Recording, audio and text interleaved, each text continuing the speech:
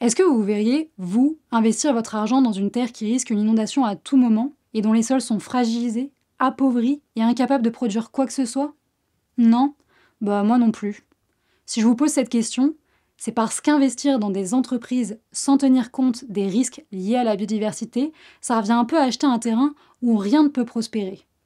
On sait aujourd'hui que la biodiversité est cruciale pour le bon fonctionnement de nos économies et que la plupart des entreprises dépendent des services que la biodiversité fournit, que ce soit de manière directe ou indirecte. Et donc, pour des investissements vraiment durables et pour contribuer à un avenir économiquement et écologiquement viable, il est essentiel d'évaluer ces risques et donc de favoriser des entreprises engagées dans la préservation de la biodiversité. C'est la raison pour laquelle Ecofi travaille depuis des années pour intégrer cet enjeu dans sa stratégie d'investissement. C'est un critère central qui conduit à l'exclusion de certains actifs considérés comme ayant un impact significatif sur l'état de la biodiversité.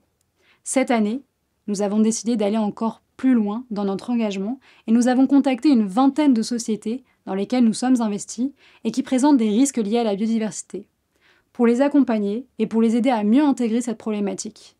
Il faut garder en tête que c'est un enjeu complexe et la qualité des données actuelles nous oblige à prendre un certain recul, à rester prudents et à ne pas nous précipiter. Nous y allons un pas après l'autre en conservant évidemment notre rigueur et notre transparence. Car soutenir et accompagner nos entreprises dans la maîtrise de ces risques, c'est investir dans une rentabilité financière de long terme tout en contribuant à préserver notre planète.